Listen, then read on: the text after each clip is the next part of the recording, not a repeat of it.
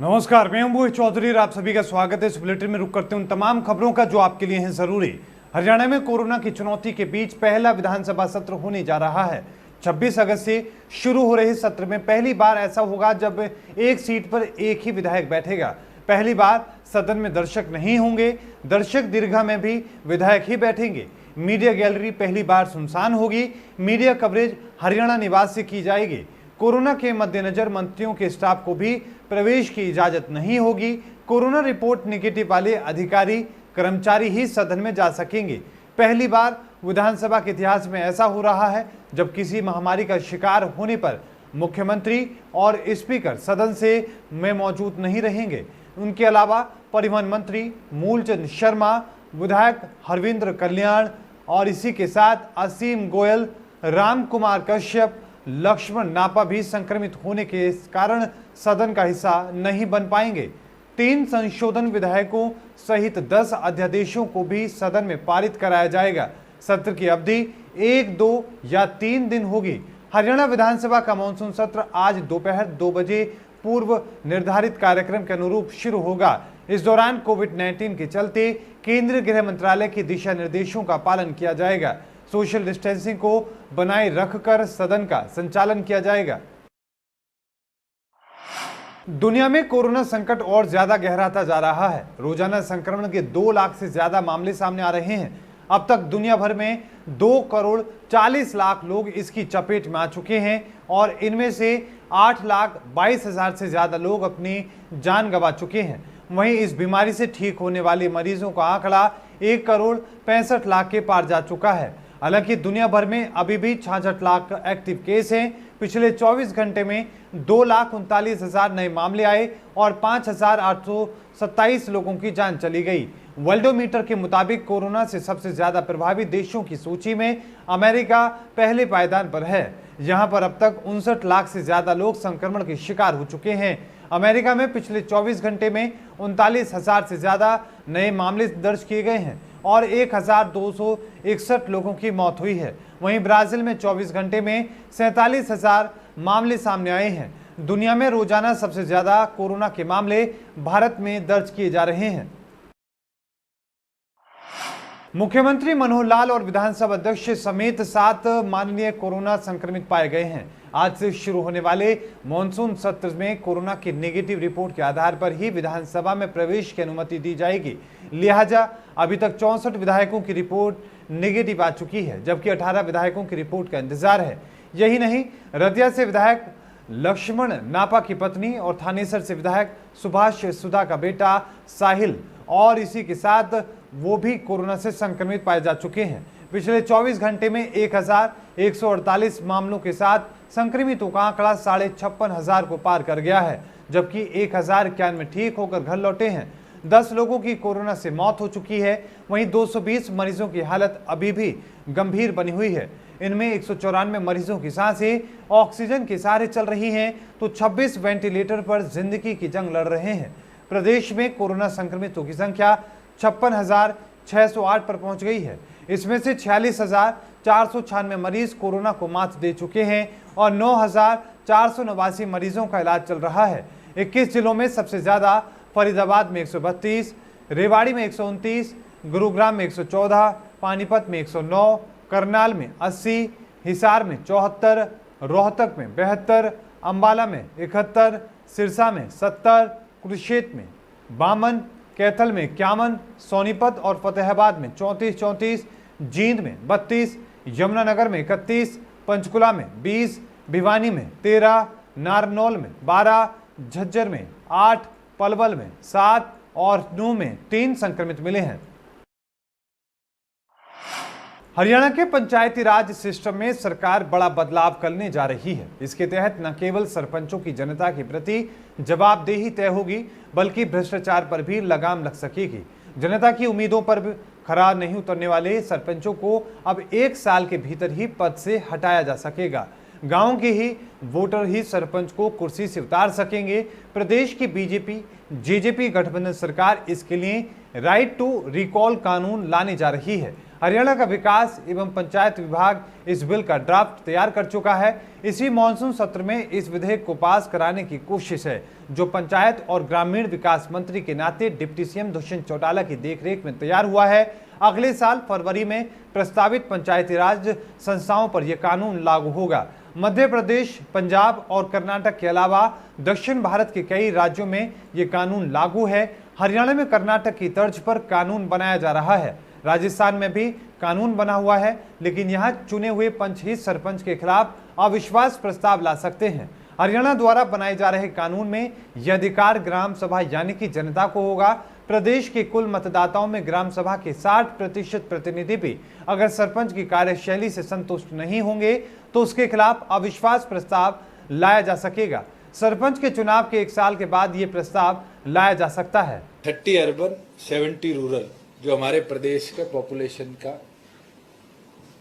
Residual भी, और इसी सोच के साथ किया जाएगा कि जो बच्चा 1 से 1.5 घंटा डेली कोचिंग के लिए शहर की ओर ट्रांसपोर्ट करता है, उसके आने जाने के टाइम को हम कट डाउन कर पाए और उस 1-1.5 घंटे के अंदर भी उसको एडिशनली हम ट्रेन कर पाए। इसके अंदर आगामी 18 महीनों में हर हफ्ते जो उसका फील्ड ऑफ इंटरेस्ट है, उस फील्ड ऑफ इंटरेस्ट के वीकली एग्जामिनेशंस होंगे टाइम्ड, और पिछले 5 साल के पूरे देश भर के कॉम्पिटिटिव एग्जामिनेशंस के क्वेश्चनेयर हो, रीडिंग मटेरियल हो, टीचिंग मटेरियल हो।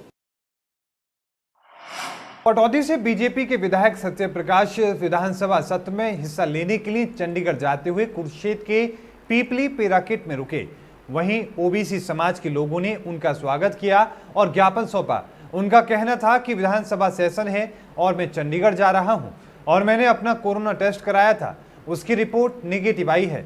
जब उनसे पूछा गया कि विपक्ष लगातार घोटालों के ऊपर सवाल उठा रहा है और इसीलिए सेशन छोटा किया गया है, उनका यह कहना यही था कि जिन लोगों ने घोटाले किए हैं उनको आज घोटाले ही नजर आते हैं। हमने तो रजिस्ट्री घोटाले में जिन्होंने भ्रष्टाचार किया था उनको पकड़ा है और आगे भी हम ऐसे ही पकड़ते रहेंगे, लेकिन विपक्ष के पास कोई दूसरा मुद्दा नहीं है और जिन लोगों ने भ्रष्टाचार किया है वही सवाल उठा रहे हैं। हरियाणा के जो गरीब समाज है, दलित समाज है, SC/BC के एम्प्लॉइज़ हैं, उनको हरियाणा सरकार से बहुत सारी उम्मीदें हैं और उम्मीदों के नज़र कल सेशन उसमें कोई न कोई जो SC/ST OBC के लिए जो कानूनी लिटिगेशंस थी वो सब ख़त्म हो गई है। स्टेज जो था वो ख़त्म हो गया है।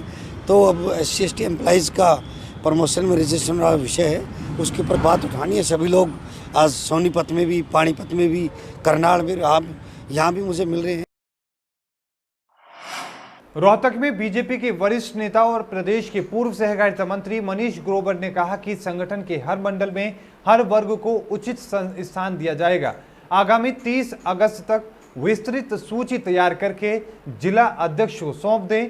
जिले के सभी मंडल अध्यक्षों के साथ बैठक में हिस्सा लेते हुए पूर्व मंत्री ग्रोवर ने कहा कि बीजेपी कार्यकर्ताओं के खून पसीने की बदौलत आज देश की सेवा कर रही है। हरियाणा में भी लगातार दूसरी बार कमल खिला है। उन्होंने कहा कि बीजेपी किसी परिवार की पार्टी नहीं है, ये हर भारतीय की पार्टी है। इसमें छोटे से छोटे कार्यकर्ता को भी सर्वोच्च स्थान पर पहुंचकर राष्ट्र की सेवा करने का मौका मिलता है। केंद्र और हरियाणा की सरकार ने पिछले 6 साल में राजनीति के मायने ही बदल कर रख दिए हैं। अपने ऐतिहासिक फैसले लेकर देश की 130 करोड़ की जनता के अंदर विश्वास भरने का काम किया है। जिला अध्यक्ष अजय बंसल ने कहा कि हर मंडल अध्यक्ष अपने अपने मंडल में नए और पुराने कार्यकर्ताओं का तालमेल बनाते हुए सभी को तवज्जो दें और हर वर्ग के कार्यकर्ताओं को दायित्व सौंपें। प्रदेश में 7 अगस्त से लगातार आशा वर्करों का धरना प्रदर्शन चल रहा है। सर्व कर्मचारी संघ ने पूरे प्रदेश में आशा वर्करों के साथ मिलकर सभी जिलों मुख्यालयों पर सरकार के खिलाफ धरना प्रदर्शन करते हुए मुख्यमंत्री के नाम ज्ञापन सौंपा है।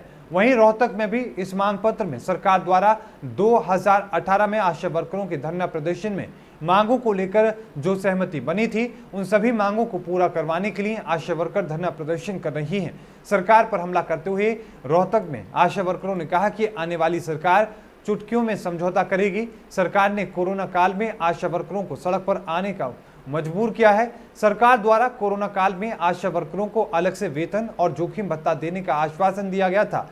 मांगे पूरी न होने के कारण आशा वर्करों को धरना प्रदर्शन में सर्व कर्मचारी ने भी हिस्सा लिया है। आशा वर्कर बहनें 7 अगस्त से निरंतर अपने आंदोलन पर डटे हुए इनकी मांगों को लेकर आज सर्व कर्मचारी संघ हरियाणा द्वारा पूरे प्रदेश में तमाम जिला मुख्यालयों पर विरोध प्रदर्शन करते हुए माननीय मुख्यमंत्री के नाम ज्ञापन सौंपने का काम किया गया है। जो हरियाणा सरकार कहती थी कोविड-19 में कोरोना योद्धाओं के रूप में काम करने वालों को जोखिम भत्ता देने का काम किया जाएगा और अलग से वेतन दिए जाएंगे, ना कोई कोरोना उपकरण सुरक्षा उपकरण दिए गए, ना ही 50 लाख की एस ग्रेसिया का लाभ इस आशा वर्कर बहनों को मिला। होडल थाना पुलिस ने बीजेपी विधायक जगदीश नायर के गांव पेगलूत निवासी चौथी कक्षा की छात्रा का गांव के पास के खेतों में से शव बरामद किया है। सूचना पाकर मौके पर पहुंची पुलिस ने शव को कब्जे में लेकर पोस्टमार्टम के लिए पलवल के नागरिक अस्पताल में भिजवाया। 10 साल की बच्ची सोमवार दोपहर से ही लापता थी। बच्ची के परिजन इस मामले में थाना पुलिस को शिकायत देने भी गए थे, लेकिन परिजनों ने आरोप लगाया कि पुलिस ने शिकायत लेने से इनकार कर दिया। गुस्साए परिजनों और ग्रामीणों ने होडल थाने का घेराव किया और जल्द ही आरोपियों को गिरफ्तार करने और पुलिसकर्मी के खिलाफ सख्त कानूनी कार्रवाई करने की मांग की है। मृतक बच्ची के परिजनों का कहना था कि उनकी बच्ची दोपहर सोमवार से घर से लापता थी। उन्होंने उसे अपने आसपास के घरों में तलाश किया, लेकिन उसका कहीं कोई सुराग नहीं लगा। तो वहीं डीएसपी बलबीर सिंह का कहना है कि देखने से लगता है कि बच्चे के साथ दुष्कर्म हुआ है और फिर हत्या की गई है। ये मामला है सर, कल हमारी लड़की 3 बजे 3:15 बजे करीबन गुम हो चुकी थी। हमारी बच्ची वहाँ मरी हुई किसी ने बेचारी दूसरे दिन आज के दिन जी दूसरे दिन कोई जंगल झाड़ी रहने जा रही थी जी, और उस ज्वार के 2 कदम मेढ़े से वहाँ मरी पड़ी थी अंदर ज्वार में। हमें जैसे फैली मिली है, खबर मिली है, गांव के सब आदमी नहने पतरे जो भी बेचारे लेडीज जनानी सब आ चुकी हैं। उसके बाद प्रशासन पे फोन किया है, प्रशासन यहाँ के उससे फिर भी नहीं उठी है। 100 नंबर पे कॉल किया, जब जाके 2 घंटे बाद प्रशासन उठी है। उसकी डेड बॉडी हुई है जी, दोनों आँख निकली मिली हैं, उसके साथ बलात्कार हुआ। होडल थाना के अंदर एक 10-11 साल की लड़की के गुम होने की सूचना मिली थी, जिसके ऊपर तुरंत मुकदमा दर्ज करके तफ्तीश शुरू की जा रही थी। इस संबंध में लड़की को तलाश करने के लिए हर संभव प्रयास किए जा रहे थे। इसी दौरान हमें सूचना मिली कि एक ये लड़की मृत अवस्था में गांव के खेतों में पड़ी है, जिसके ऊपर मौका में पहुँच करके बॉडी को बरामद करके डेड हाउस पलवल पहुंचा दिया गया है। कई टीमें इसमें लगाई गई हैं। डॉक्टरी पोस्टमार्टम रिपोर्ट के बाद जैसी जितनी भी कार्रवाई होगी की जाएगी। खबरों के प्रायोजक थे Pramod trading company, tiles, sanitary ware, Ghanipura, Jhajjar road, Rohtak. Asian colour coated स्पात limited. Be Fast Fit, India's fastest growing fitness chain, now at Rohtak D Park. Corona महामारी से लड़ने के लिए आरोग्य मास्क लाया है आपके लिए सबसे आधुनिक मास्क। इसके साथ ही आपको मिलेगी आधुनिक पीपीई किट, वो भी बहुत ही सस्ते रेट पर।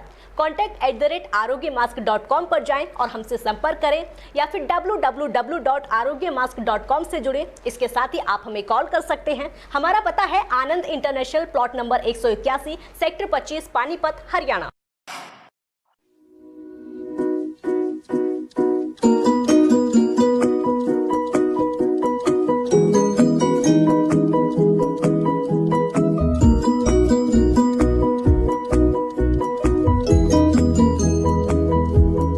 मेडिफिल इंटरनेशनल, 7 शीतल कॉम्प्लेक्स, सुभाष नगर, रोहतक।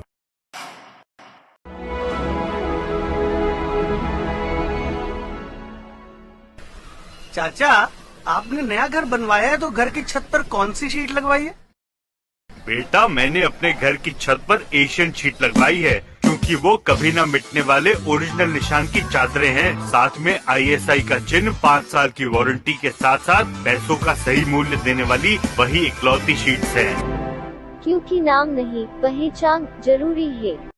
और इस बुलेटिन में अभी के लिए इतना ही। देखते रहिए जस्ट इंडिया। मुझे दीजिए इजाजत। धन्यवाद।